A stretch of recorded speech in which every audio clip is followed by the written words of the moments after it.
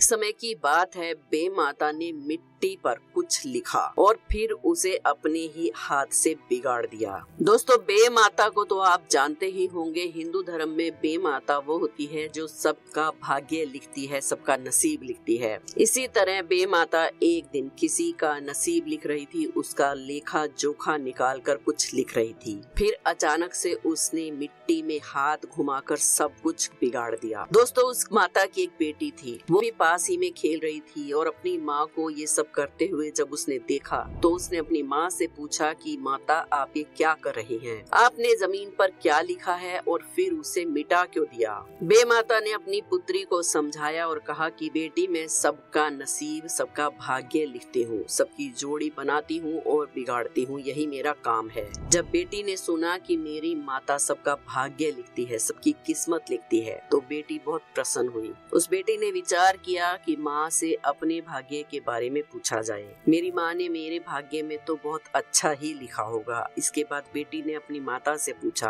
कि आपने मेरे भाग्य में क्या लिखा है, मुझे बताइए। मैं जानती हूँ आपने मेरा भाग्य तो सबसे अलग और उज्जवल ही लिखा होगा, क्योंकि मैं आपकी बेटी हूँ। माँ, मुझे बताइए, आपने मेरे भाग्य में किसके साथ मेरा विवाह लिखा है? अपनी बेटी के शब्दों को सुनकर माता बड़ी आश्चर्य में पड़ गई। माता बताना नहीं चाहती थी, माता चुप रही। बेटी के बार बार जिद करने पर माता ने कहा कि बेटा, मैंने तुम्हारे विवाह के बारे में लिख तो दिया है, लेकिन मैं अभी तुम्हें नहीं बता सकती। जब तुम 18 साल की यानी कि नौजवान अवस्था में पहुंच जाओगी, तब मैं तुम्हें बताऊंगी कि मैंने तुम्हारे विवाह के बारे में क्या लिखा है। तो फिर वो बेटी इंतजार करने लगी अपने 18 साल के होने का। इसी तरह से समय बीतता रहा, दिन रात आते रहे और वो दिन भी आ गया जब वो लड़की 18 साल की हो गई। उसे बहुत उत्सुकता थी अपने भाग्य के बारे में जानने की, इसलिए उसने अपनी माँ से पूछा कि माँ, अब मैं 18 वर्ष की हो चुकी हूँ, अब बताइए आपने मेरे भाग्य में क्या लिखा है, मेरा विवाह किससे होगा? मुझे मालूम है मैं आपकी बेटी हूँ, इसलिए आपने मेरे भाग्य में बहुत अच्छा ही कुछ लिखा होगा। माता ने उदास होकर अपनी बेटी की तरफ देखा और कहा कि नहीं पुत्री, तुम्हारे भाग्य में तो अपने ही पुत्र के साथ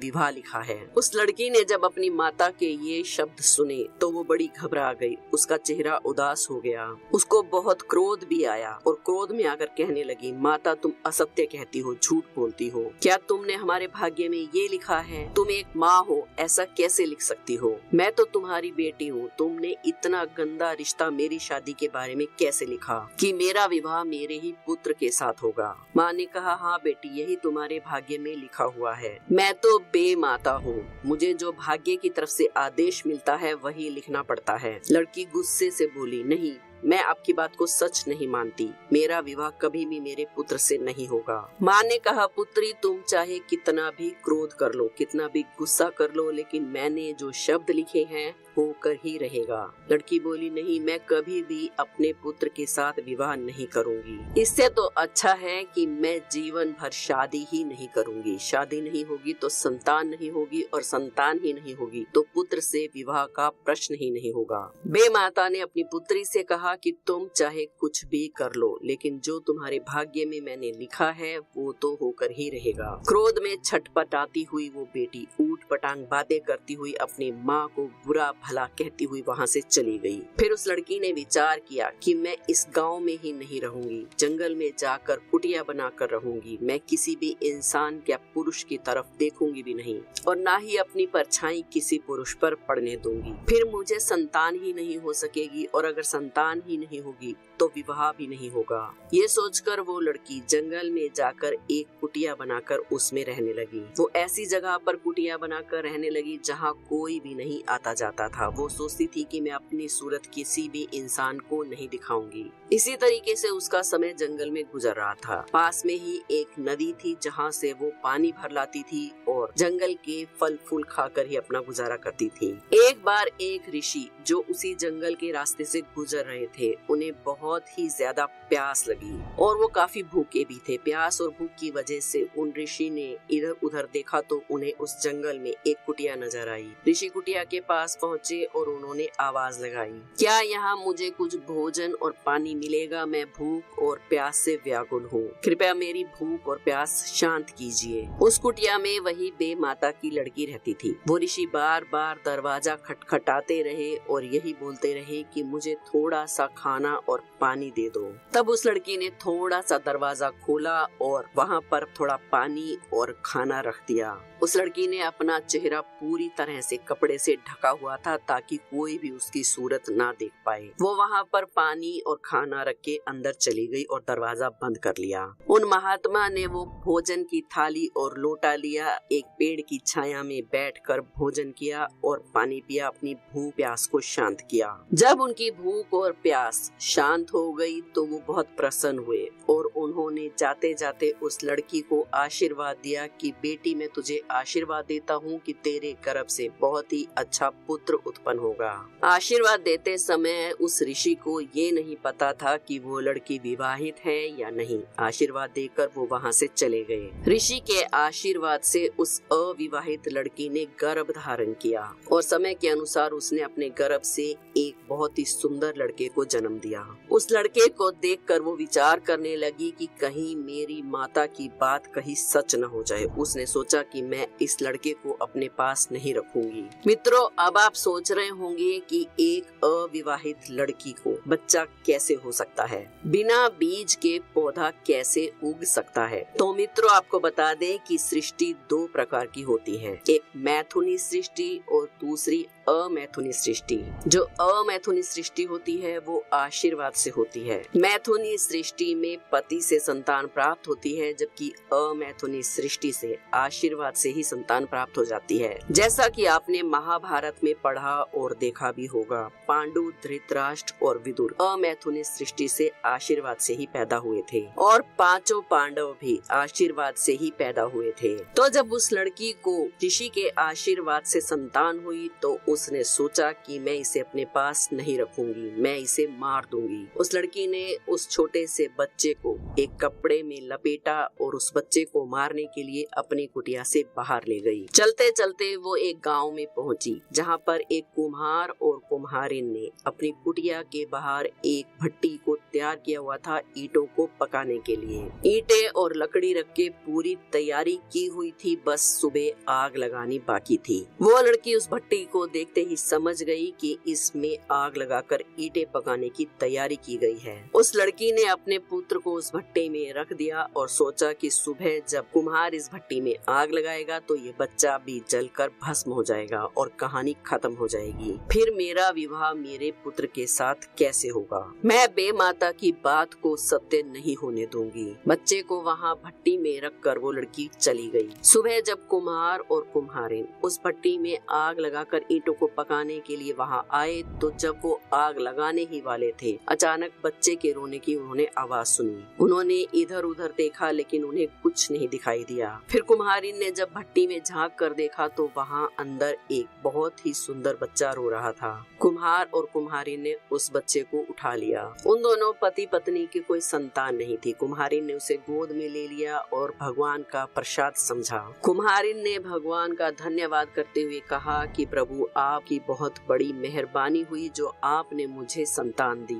अब मैं इसे अपना पुत्र समझकर ही पालूंगी। फिर वो पति पत्नी उस बच्चे का लालन पोषण बड़ी प्यार से करने लगे। थोड़ा थोड़ा समय बीतता गया और बच्चा भी थोड़ा सा बड़ा हो गया। वो बच्चा जहाँ खेलने के लिए जाता था वहाँ पे राजा का लड़का भी खेलने के लिए आता था। कुम्हार के बेटे और राजा के बेटे में दोस्ती हो गई। वो लड़का नहीं जानता था कि उसकी माता कौन है। वो लड़का उन कुम्हार और कुम्हारिन को ही अपने माता पिता समझता था। कुछ समय बीता और कुम्हार का लड़का बड़ा हो गया, नौजवान बन गया।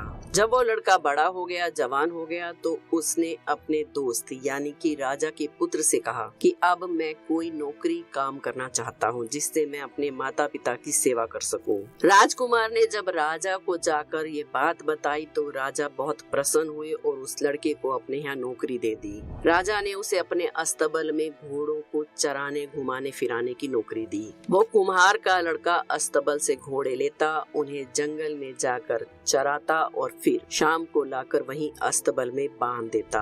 एक दिन जब वो लड़का घोड़ों को जंगल में घुमाने और चराने के लिए ले गया तो एक घोड़ा जंगल की ओर निकल गया और वो घोड़ा भागता भागता वहीं पहुंच गया जहां वो बेमाता की पुत्री रहती थी। कुम्हार का लड़का उस घोड़े के पीछे पीछे भागता भागता वहीं पहुंच गया जहां पर उसकी माता की कुटिया थी। जब उस लड़की ने उस कुम्हार के लड़के को देखा तो वो उसकी सुंदरता पर मोहित हो गई। उस लड़की ने विचार किया कि कितना सुंदर लड़का है, मैं इसी से शादी करूंगी और इससे शादी करने से मेरी माता जो कि बेमाता है उसकी कही बात भी असत्य हो जाएगी। 2-3 दिन तक जब वो लड़का जंगल में घोड़े चराने आता तो वो लड़की जो कि उसी की माता थी उसे देखती रहती। एक दिन उस बेमाता की पुत्री ने कुम्हार के लड़के से जाकर पूछा कि क्या तुम मुझसे विवाह करोगे, मैं तुमसे विवाह करना चाहती हूँ। वो कुम्हार का लड़का भी हर रोज उस लड़की को वहाँ देखता था और वो भी उससे प्रेम करने लगा था।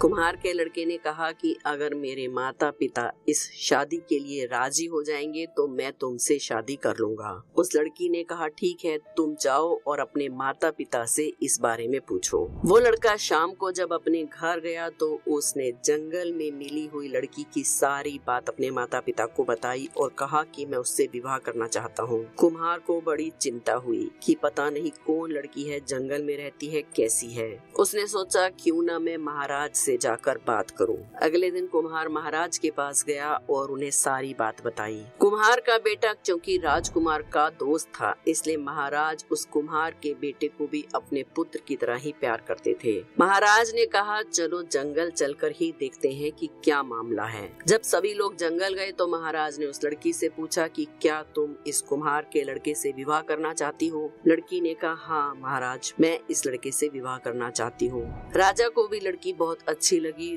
और कुम्हार के लड़के के साथ उसका विवाह करवा दिया। विवाह के बाद जब वो बेमाता की पुत्री अपने पति यानी कि कुम्हार के लड़के के घर आती है तो उस रात सुहाग रात की तैयारियां चल रही थी। जब रात्रि होती है और कुम्हार का लड़का अपनी पत्नी के पास पहुंचता है तो वो लड़की कुम्हार के लड़के से पूछती है कि तुम्हारी उम्र कितनी है, यानी कि तुम कितनी आयु के हो। कुम्हार का लड़का बोला कि मुझे तो मेरी उम्र मालूम नहीं, लेकिन मेरी उम्र मेरी माता को मालूम है। दोस्तों, ये लड़की ने उस समय ये सवाल इसलिए पूछा क्योंकि जब कुम्हार का लड़का उसके नजदीक आया तो उस लड़की के मन में पत्नी के नहीं बल्कि मातृत्व के भाव जाग उठे। इसीलिए उसने उस लड़के से उसकी उम्र पूछी थी, यानी कि आयु पूछी थी। जब वो लड़की राजकुमार की माता यानी कि अपनी सास के पास पहुंचती है तो पूछती है कि माता, आपके बेटे की उम्र कितनी है। तो कुम्हारी ने कहा बहू, मुझे नहीं मालूम कि इसकी उम्र कितनी है। बहुत समय पहले की बात है कि कोई इसे हमारे घर के बाहर भट्ठी में एक कपड़े में लपेट कर रखकर चला गया था। जब हमने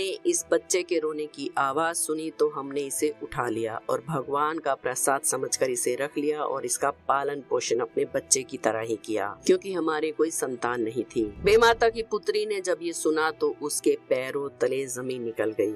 उसने अपनी सास से कहा कि माता, क्या आप मुझे वो कपड़ा दिखा सकती हैं जिसमें आपको वो बच्चा लिपटा हुआ मिला था। कुम्हारी ने कहा हाँ बहू, मैं दिखा सकती हूँ और वो कपड़ा अंदर से ले आई। उस कपड़े को देखते ही बेमाता की पुत्री बुरी तरह से कांपने लगी क्योंकि वो अब तक सारी बात समझ चुकी थी। अब तो उस लड़की को खुद पर ही शर्म आ रही थी कि उसने क्या कर दिया। शर्मिंदगी की वजह से वो घर से बाहर भागती है और जो घर के बाहर ईंटें पकाने के लिए भट्टा कुमार ने तैयार किया था उसमें कूद जाती है और जलकर खाक हो जाती है। तो दोस्तों, भगवान की कृपा से जो अनर्थ, जो पाप होने वाला था वो बच जाता है। अगर आज भगवान समय पर नहीं बचाते तो जो रिश्ता माता और पुत्र का था वो पति पत्नी का बन चुका था। इसीलिए भगवान ने वो भयानक भयानक अनर्थ होने से बचा लिया। और माँ बेटे के विवाह की शर्मिंदगी की वजह से उस लड़की ने खुद को जलाकर राख कर दिया। उस लड़की को आग में कूदते हुए देखकर कुम्हार, कुम्हारिन और उसका बेटा सारी बात समझ गए। तो दोस्तों, कहा जाता है कि बे माता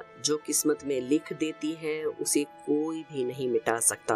बे माता की पुत्री ने अपनी माता का लिखा हुआ असत्य करने के लिए अपनी पूरी जिंदगी बलिदान दिए, लेकिन अंत में परिणाम वही हुआ जो उसकी माता ने उसके भाग्य में लिखा था। उसे अपने ही पुत्र से विवाह करना पड़ा। तो दोस्तों, ये कहानी कैसी लगी हमें कमेंट्स में जरूर बताएं। वीडियो पसंद आई हो तो एक लाइक जरूर करें। हमारे चैनल को सब्सक्राइब करना बिल्कुल ना भूलें और कमेंट्स में हर हर महादेव जरूर लिखें।